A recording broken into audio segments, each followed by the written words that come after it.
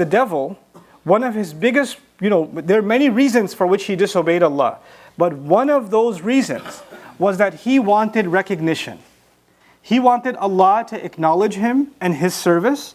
And when he felt that Adam alayhi salam was chosen, and Adam alayhi salam has been given this ruh, and the angels are supposed to be so mesmerized by the creation and the ability of Adam alayhi salam that they're going to fall into sajda, that offended him. Because it made him feel like, I've been doing this service all these years, thousands of years, and I've obeyed Allah willingly.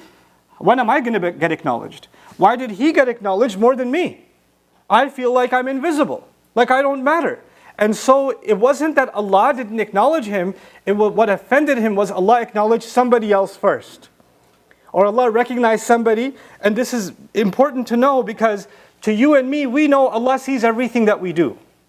This is an important, subtle thing to understand. Allah sees everything that we do. Allah acknowledges everything that we do. Allah hears everything that we do. Allah knows the state of our hearts. And the one who we need to impress is only and only Allah. But to Iblis, this wasn't just about Allah. This was about, well, all the other angels are supposed to be impressed with him. How come they're not supposed to be impressed with me? This actually wasn't about recognition before Allah. This was about recognition before all the other creation of Allah. It was about everybody else. If somebody just wants to be recognized by Allah, then there doesn't have to be a demonstration. There doesn't have to be a display. Whether Adam alayhi salam, the angels do sajda or not changes nothing, because Iblis would know Allah sees, Allah hears, and Allah acknowledges, and Allah appreciates whatever I do. Allah describes one of His names in the Quran that in Allah shakirun. Allah is appreciative. Allah appreciates what you do, and He knows that. He knows that. It's not Allah's appreciation He's looking for. He's actually looking for it to be demonstrated before other creation. So other people can see, other angels can see how awesome He is. And that recognition, that acknowledgement, He didn't get it. And this upset Him. This is one of the things that really upset Him. So guess what His plan is? One of His many plans is that He wants human beings to be obsessed with that kind of recognition. Human beings, He wants them to be acknowledged by other human beings. And He wants to make them drown in negative thinking if they don't feel acknowledged, and if they don't feel recognized, if they don't feel praised by others. Yeah, Allah sees, Allah doesn't see, that's less important. How come people don't appreciate? How come people don't see? I'll give you a simple example of that before we go into the story. Let's say somebody decides to volunteer at a masjid.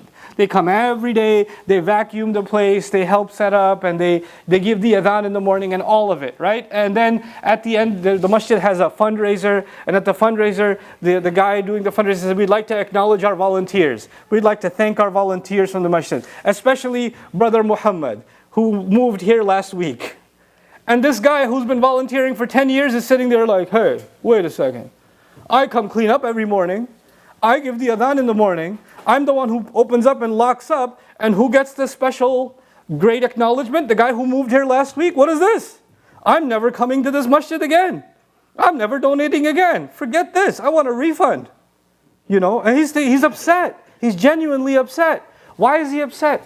Everything you did in Allah's house, you did for Allah's recognition. For Allah's recognition.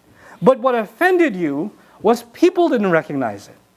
And if you were looking for people's recognition, then you should just let it be known that it's for people. You see, and sometimes these thoughts are a good way to test who are we actually doing something for. The devil wanted the recognition of everyone else, not himself, not Allah's. Allah's recognition is already there. Allah is the all-seeing, all-knowing. That's already there. But that was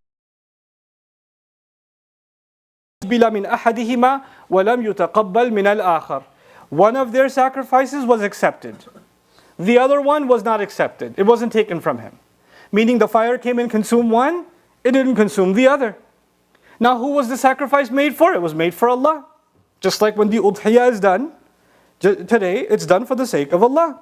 Just like when prayer is done for the sake of Allah. So the sacrifice was done purely for the sake of Allah. Now, if, for example, somebody does something for the sake of Allah and they find out Allah has not accepted it. Allah has not accepted it. Then who should they be concerned with? Themselves. What did I do wrong? What is missing in me? Maybe my intentions weren't pure enough. Maybe my income wasn't pure enough. Maybe the words I said wasn't right, etc. Maybe the ritual wasn't performed correctly. I don't know what I did wrong. The focus would be on what you did wrong. But when the sacrifice was done, and one was accepted, and the other wasn't accepted, his immediate, the Babil, the brother who did kill, his first reaction was, قَالَ لَأَقْتُلَنَّكَ, I'm going to kill you. He tells his brother, I'm going to kill you. Now this creates a confusion. Why is he going to kill his brother? Because his sacrifice was accepted. You see, if this was about sacrificing for the sake of Allah, then you would not be bothered by anybody else. But the fact that one was taken and the other wasn't taken, and the family's watching, Adam alayhi salam's watching, others are watching, right? Because a small group of people, and in front of everybody, this one got accepted, I got rejected, now I look bad. I look bad because of him.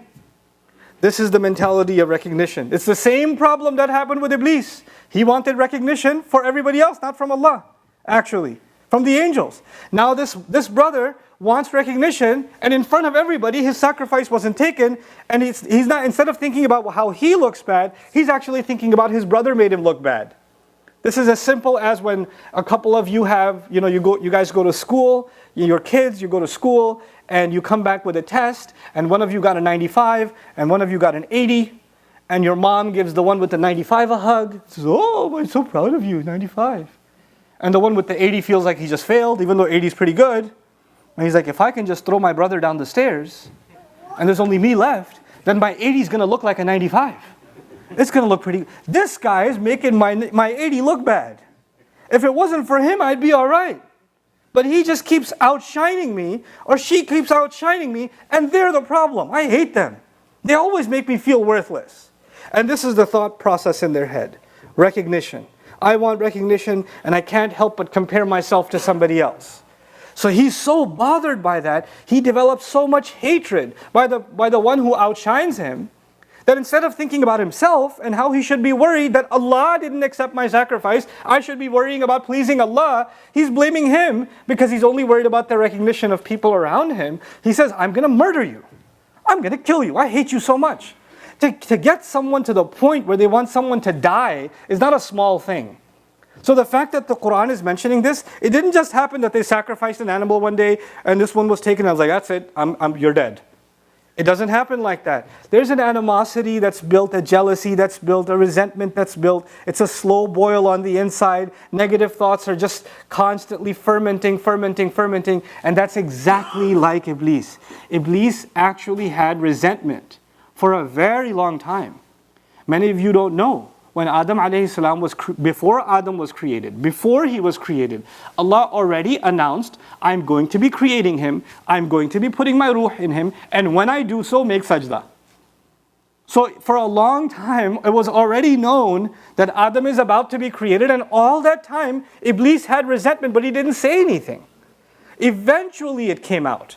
The same way, what does Iblis want from people? He wants them to have these thoughts towards somebody else, but keep them on the inside. Keep them passive aggressive. Bottle it up on the inside and keep swallowing your rage until it becomes some kind of a cancerous poison to the point where what kinds of words is he saying? I'm going to kill you. I'm going to kill you. Because you make me look bad. His brother's not at fault at all, but when a person is consumed within themselves, this is what happens. And that's the devil's trick. This is actually what he does for himself. One of his names in the Quran is Mad'um. Mad'um actually means someone who something that is crushed and then crushed more until he keeps getting smaller and smaller and keeps getting crushed from the outside. This is how he feels. He's crushed by his rage. He's crushed by his negative thoughts. That's what he wants for you. That's what he wants you to think about somebody else and keep getting crushed.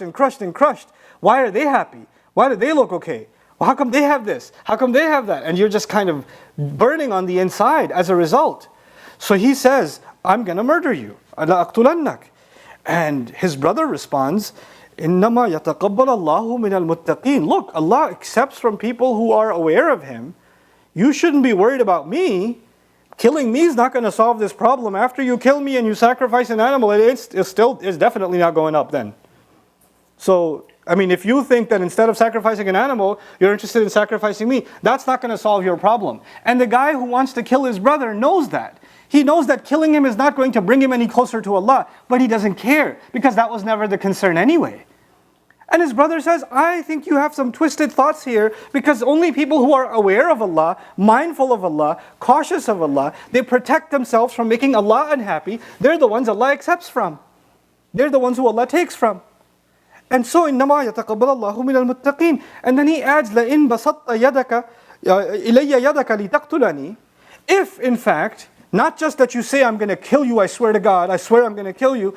If you even take that step, and you pull your hands towards me, you stretch your hands towards me to kill me, if you want to strangle me to death, if you want to beat me to death, if you have decided to go that far, if your hatred has gone that far, he responds, مَا أَنَا بِبَاسِطٍ يَدِيَ إِلَيْكَ لِأَقْتُلَكَ.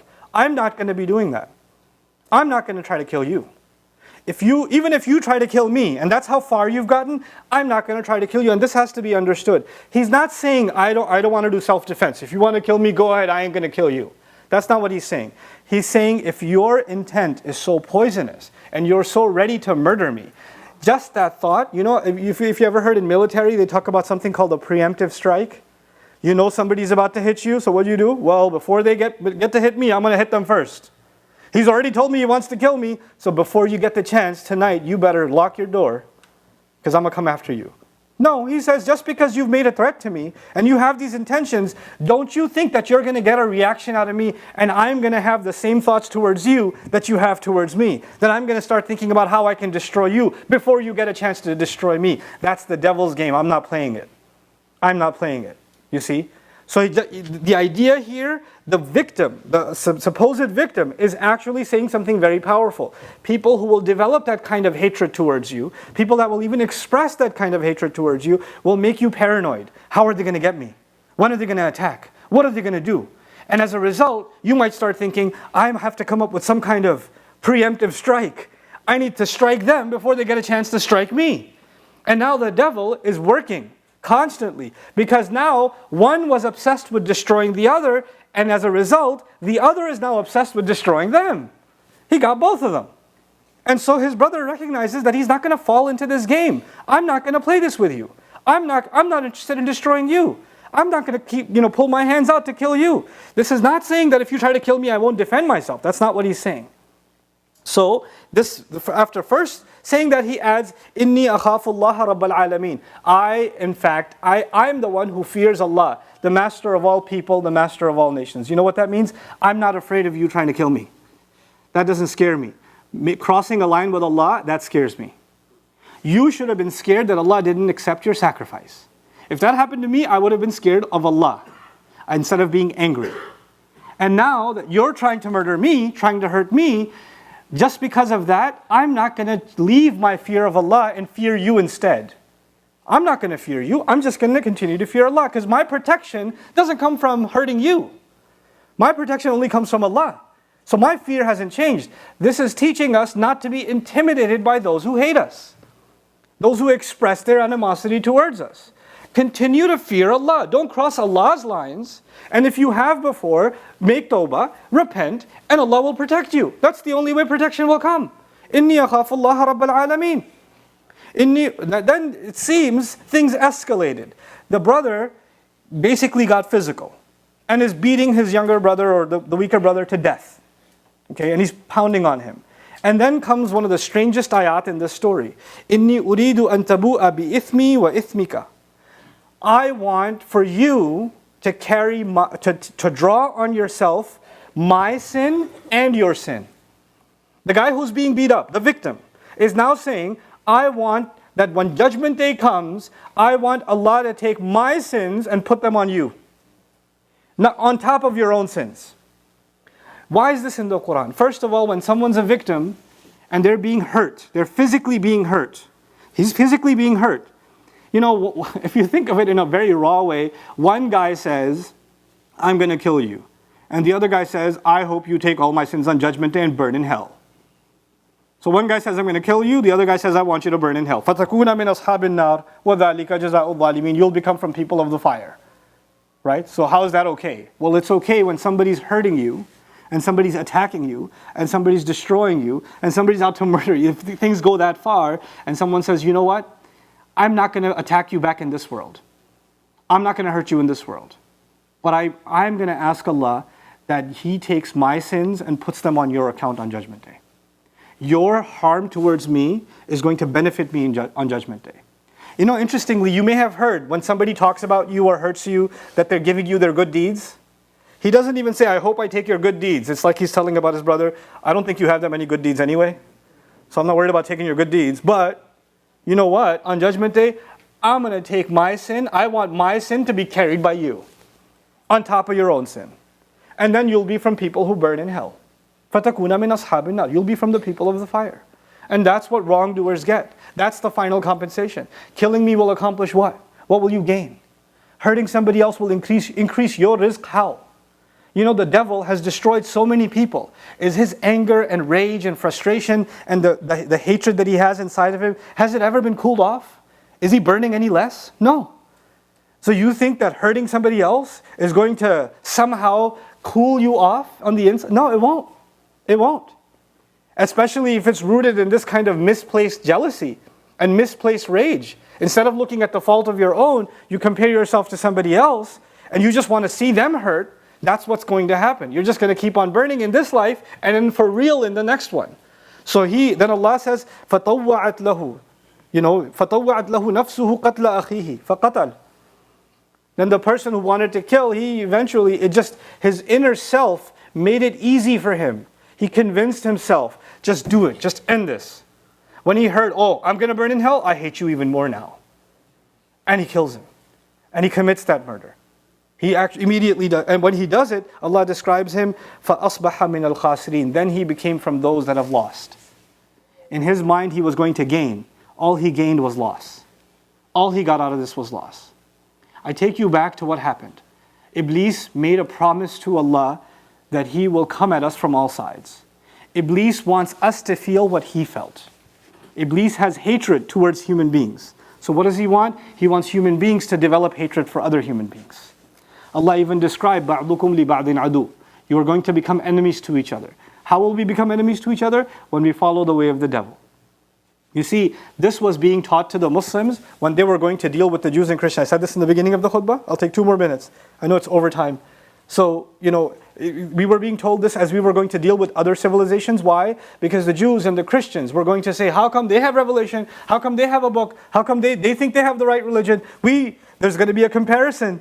There's going to be an animosity. And Allah says, remind everyone, yourselves and them, like the 2 children of Adam. You're still children of Adam. Don't develop that kind of jealousy and animosity towards each other. But how are Muslims going to demonstrate this lesson to others if we can't even get over this lesson in our own family, in our own personal lives?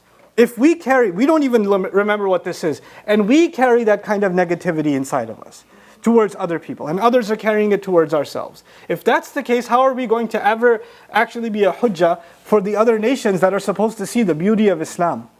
They're supposed to see the beauty and the power of Islam. So this sentiment towards others, this negativity towards others, is actually the first lesson that Allah decided to choose from all of human history to remind us from. Inshallah ta'ala, in the next khutbah, I'll try to conclude some of the lessons from this surah, or this story, because we didn't get a chance to finish it this time. Barakallahu li wa lakum fil Qur'an al-Hakim, wa nafa'ani wa iyyakum bil ayati wa dhikr al-Hakim.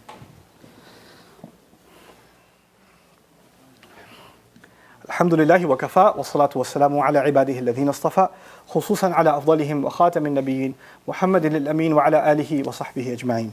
قال الله عز وجل في كتابه الكريم بعد أن أقول أعوذ بالله من الشيطان الرجيم إن الله وملائكته يصلون على النبي يا أيها الذين آمنوا صلوا عليه وسلموا تسليما.